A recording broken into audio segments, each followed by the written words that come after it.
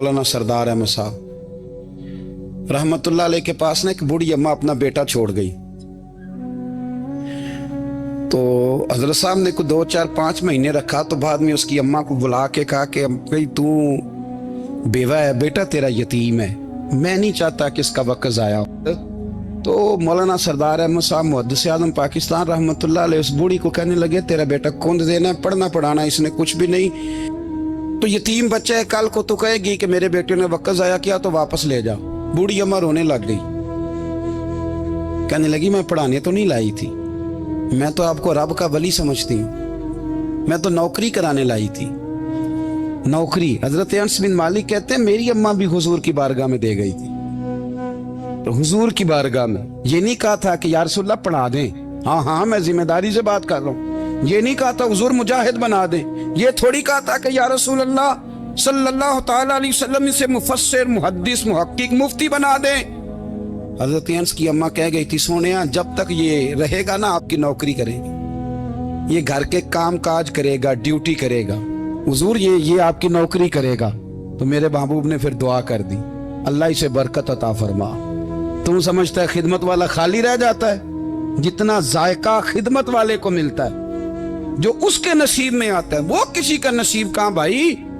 हजरत अनस कहते हैं हुजूर ने दुआ कर दी बरकत की। मुझे तो खेती बाड़ी आती भी नहीं थी, पर लोगों के बाग में साल में 1 दफा फल लगता था, मेरे बाग में 2 दफा लगता था। हुजूर ने दुआ कर दी या अल्लाह इसे औलाद दे।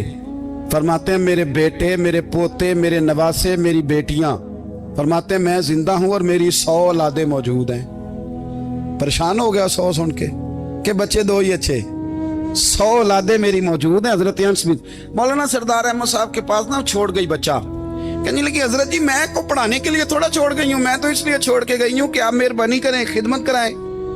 हजरत जी कहने लगे कोई ऐसा काम ही नहीं, खिदमत वाला क्या कराऊं। कहने लगी पट्ठे पवा लिया करो जी। लड़ पेंदे ने, कहने ने बच्चे काम कर दें मदरसे दे। हालांकि अब कहाँ बच्चे काम करते हैं, अब तो गुजर गया दौर, अब तो बच्चे काम कराते हैं। अब बच्चे भी नाराज हो रहे हैं, घूर घूर के देख रहे हैं। सही कह रहा हूं आपको, बच्चे काम कराते हैं, बच्चे कहाँ काम करते। कहने लगी ये चारा डाले करेगा आपकी भैंसों को। तो हजरत ने उसको कहा कि बीबी चारा मेरी भैंसों को डालने के लिए मैंने बंदा रखा हुआ है, तो तू जा ले जा। कहने लगी हाथ बांध के हुजूर मेहरबानी करे रख ले, चारा डालेगा। और पुत्र तवज्जो से चारा डालना हजरत की भैंसों को। रोने लगी, हजरत ने रख लिया, महीने का खर्चा भी देते। शाम को ना वो सारा दिन काम करता, शाम को आके पैरों में भी बैठ जाता, हजरत जी लाएं तेल थोड़ा सा, पैर ना दबा दूं। 8 साल साथ वाले पढ़ते रहे, ये बेचारा नौकरी करता रहा, मेरा रूप भी नहीं ते मेरा रंग भी नहीं, और मैनू यार मनान दा टंग भी नहीं। कभी कभी ना हजरत बिलाल हबशी फारग होते ना तो नबी पाक की बारगाह में अर्ज करते हुजूर कोई काम तो नहीं, सारे हो गए, हुजूर जाऊं जरा, चले जाते। एक दिन सलमान फारसी कहने लगे या रसूलल्लाह ये बिलाल कहाँ जाता है। फरमाया जा देख के तो आ। हजरत सलमान वापस आए तो आके रोने लगे, कहने लगे सोनिया जब यहाँ से जाता है ना तो जाके सैयदा फातिमा की चक्की पीसनी शुरू कर देता, बीबी साहबा के काम करने लगता है, घर में जाके स्नैन की ड्यूटी करता है, वहां भी काम यहाँ भी काम। वो चारा डालता रहा, उसने चारा डाला। हजरत मुहद्दिस आज़म की भैंसों को दस्तारे फजीलत का वक्त आ गया, सारे पगड़ियां सजा के आ गए, आज दस्तार होगी। ये ना पीछे होके बैठ गया, चूंकि पढ़ा ही नहीं था तो दस्तार का है कि दस्तार तो उसकी जो पढ़ेगा, हमने तो पढ़ा ही नहीं, हमने तो यार पढ़ा, घर पढ़ा, ड्यूटी करी। हजरत मुहद्दिस आज़म रहमतुल्लाह अलैह के यहाँ जब ऐलान होने लगा ना कि अब दस्तार होगी, तो हजरत ने पहला ऐलान उसका फरमाया। तो मजान वाला बंदा कपड़े भी कदी कदी बदल देना, वो कहता है जिस हाल में भी था मैं पलट के देखने लगा कि पड़ा पड़ा तो है, कोई शय नहीं, ये माजरा क्या है। पीछे से उठ के आए तो कहते हैं बाकियों की दस्तार किसी आलिम ने की, किसी सूफी ने की, लेकिन ये भैंसों को चारा डालने वाला जब आया तो मुहद्दिस आज़म ने फरमाया पगड़ी के बाल को कोई हाथ ना लगाए, ये सारी दस्तार मैंने करनी है। और फरमाते हैं हजरत बाल भी देते जाते थे और आंसू भी बहाते जाते थे, माथा भी चूमते थे, और फरमाते थे दस्तार के बाद चला तो नहीं जाएगा यार, मुझे तो इबादत भी नहीं रह गई, मुझे तो चाबियों को भी नहीं पता कौन सी कहाँ रहती है, जाएगा तो नहीं तू। वो रो पड़ा, कहने लगा सोने जाए तो वो जिसके पल्ले कोई शय हो, आता जाता तो है कुछ नहीं, मुझे किसने रखना है, मैंने कहाँ जाना है, इधर कहाँ तो इधर ही रहूंगा।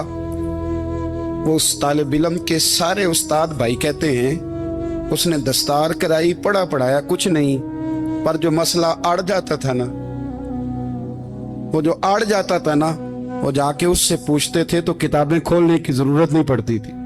मौलाना अमजद अली साहब आजमी रहमतुल्लाह अलैह फरमाते हैं यकदम आला हजरत का दरवाजा खुला, ये भी मेरे आला हजरत की जिंदगी है, इसे भी देख, यकदम दरवाजा खुला तो बूढ़े इमाम के पैरों में जूता कोई नहीं, और आला हजरत सर पट दौड़े। मैं करीब गया, मैंने कहा हुजूर मैं सदके जाऊं, कहां जा रहे हो? कहने लगे किसी ने बताया मेरा मुर्शद का बेटा रेलवे स्टेशन से गुजरने वाला है। अमजद अली देर न कर यार, कहीं शहजादा नाराज ना हो जाए, मेरे मुर्शद का बेटा, मेरे शेख का पोता, यार जरा जल्दी कर। कहते हैं आला हजरत दौड़े रेलवे स्टेशन पे। उन्हें अगर फतवे लिखने आते थे किल के रजा है खंजरे खूंखार बरकबार, तो वो ये भी कहा करते थे कैसे आकाओं का बंदा हूं रजा, बोल बाले मेरी सरकारों के। दौड़े गए रेलवे स्टेशन पे, और बूढ़े शेख सदरुल शरिया कहते हैं मैंने कहा हुजूर मैं ना चला जाऊं? कहने लगे ना पुत्र, मैंने बड़ा नमक खाया उस घर का, मैंने बड़ी नौकरी करी है, मेरी अपनी ड्यूटी है, तुम्हारी तो नहीं ना। मेरे शेख फरमाते रेलवे स्टेशन पे हजरत खड़े हैं तो एक मुसाफिर उतरता, उसके करीब जाते अदब से सलाम लेते तो कहते मारेरा शरीफ से तो नहीं कोई आया? कहते वो मुसाफिर गुजर जाता, दूसरा आता तो फिर करीब जाते, कहते वो उसके आस्थाने से तो नहीं आए, उधर से तो नहीं कोई आया। कहते सारे गुजर गए, जिन मुसाफिरों ने उतरना था उतर गए, ट्रेन चल पड़ी। तो मैंने कहा हुजूर किसी ने आपको गलत इत्तला दी थी, शहजादे तो आए नहीं। कहने लगे यार इत्तला गलत थी या ठीक थी, पर यहाँ तक आने का मजा बड़ा है, आप समझ सकते हैं। आला हजरत के दो बेटे हैं, हुज्जतुल इस्लाम मौलाना हामिद रजा खान साहब और मुफ्ती आज़म आलम इस्लाम। दोनों शहजादे इतने बड़े शहजादे थे कि दोनों अपने अपने वक्त के सबसे बड़े मुफ्ती हुए। ये भी तो मेरे आला हजरत है ना, इसको भी तो जरा समझो ना। खुशकी और फिर खुशकी और फिर खुशकी।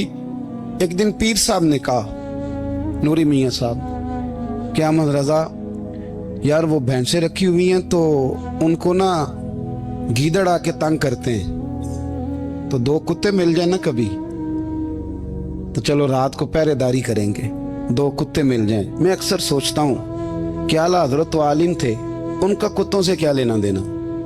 हजरत जी आपने कुत्तों की बात करनी थी तो किसी दुनियादार से करते, दो कुत्ते मिल जाएं तो जरा जानवरों की देखभाल करेंगे।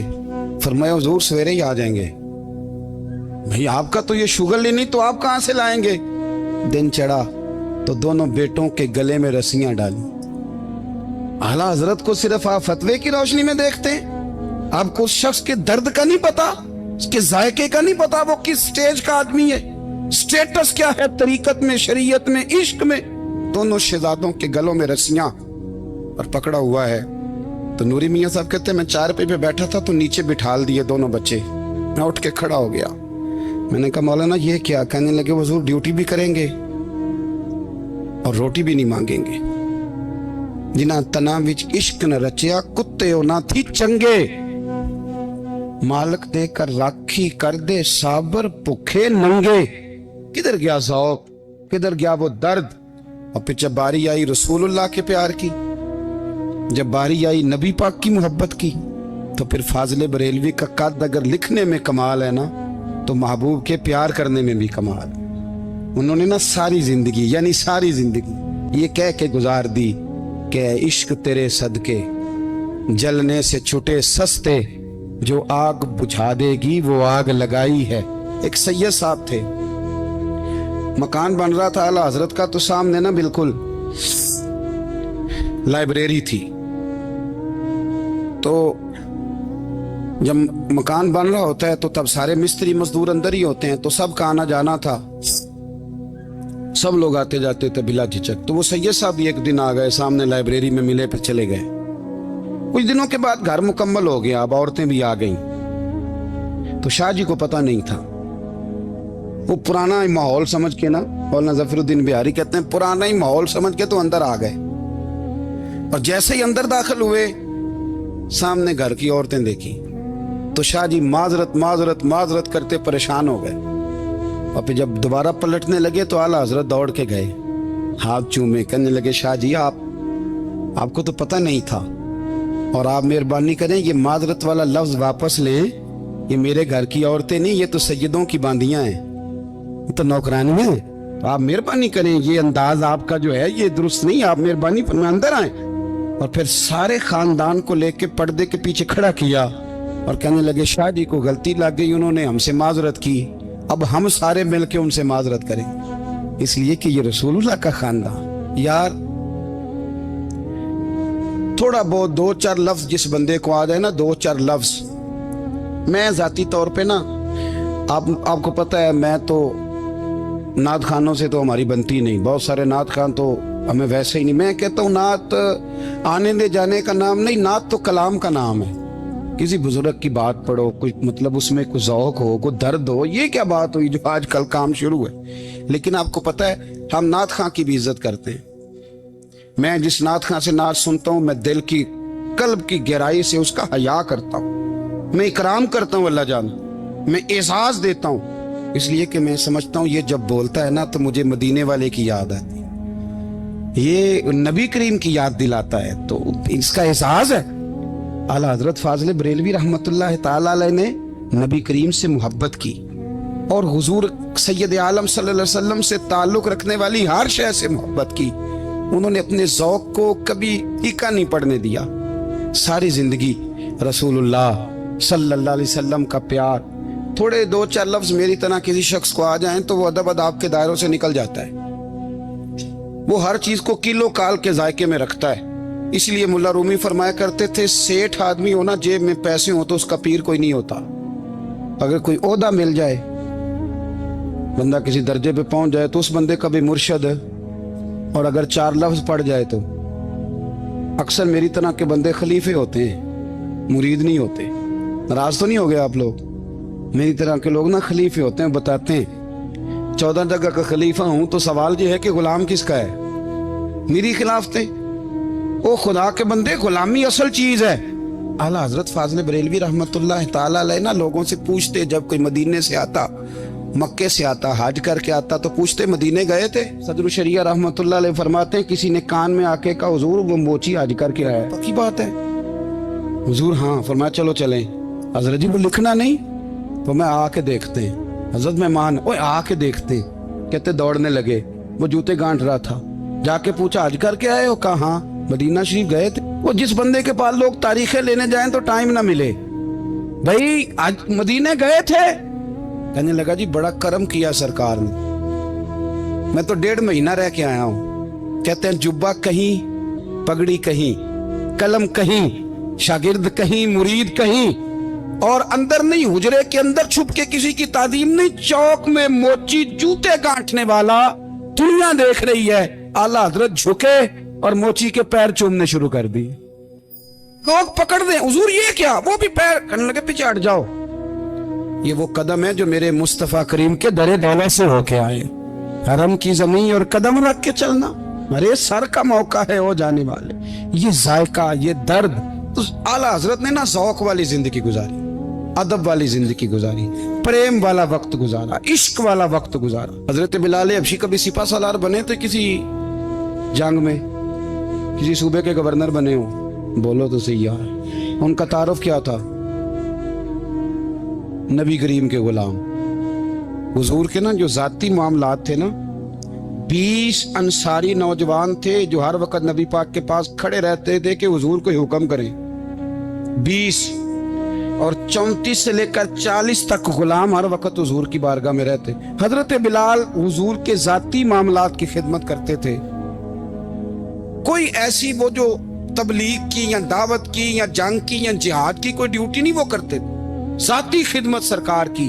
हजरत उमर फारूक वो शख्स हैं कि जिन्होंने कभी किसी बंदे को खातर में नहीं लाए। लेकिन जब हजरत बिलाल आते थे ना तो जनाब उमर उठ के खड़े होते, कुर्सी छोड़ते थे और फिर एक नारा लगाते थे, कहते थे या बिलाल अंता सैयदुना, बिलाल तू हमारा सरदार है यार, तू हमारा। यानी इश्क का ज़ौक पूरा करना उन्हें भी आता था।